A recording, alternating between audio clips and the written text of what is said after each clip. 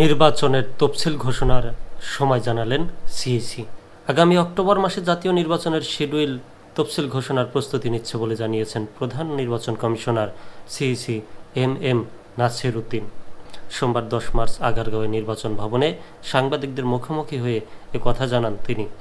বাংলাদেশে নিযুক্ত British high commissioner সারা কুকের সঙ্গে বৈঠক শেষে তিনি সাংবাদিকদের মুখোমুখি হন।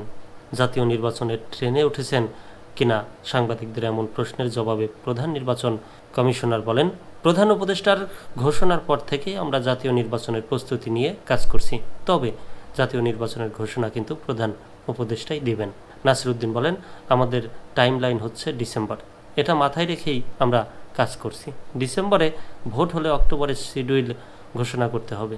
টাইমলাইন যাতে মিস না করি আমরা সেভাবেই প্রস্তুতি নিচ্ছি। সিইসি বলেন, ব্রিটিশ হাইকমিশনারের সঙ্গে স্থানীয় সরকার নির্বাচন নিয়ে কোনো কথা হয়নি। আগামী জাতীয় সংসদ নির্বাচনের প্রস্তুতি নিয়ে কথা হয়েছে। আমরা আমাদের প্রস্তুতি জানিয়েছি। আমরা ব্রিটিশ হাইকমিশনারের কাছে সহায়তা চেয়েছি। প্রার্থীর এজেন্ট ও পর্যবেক্ষকদের প্রশিক্ষণ দিতে সহায়তা চেয়েছি।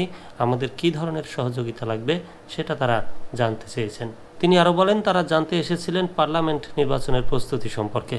আমরা কোনো পর্যায়ে আছি, কী ধরনের প্রস্তুতি চলছে। বাংলাদেশের ডেমোক্রেটিক ট্রানজিশনের বিষয়ে যুক্তরাজ্য আমাদের সহায়তা করতে চায়। বিদেশি পর্যবেক্ষক সম্পর্কে তারা জানতে চেয়েছিলেন। আমরা সব কিছু জানিয়েছি। আমরা যা কিছু করছি জানিয়েছি। ভোটার নিবন্ধন ও পার্টির নিবন্ধন বিষয়ে আমরা জানিয়েছি। বিদেশি পর্যবেক্ষক নিয়োগের কাজ সময় মতো করব।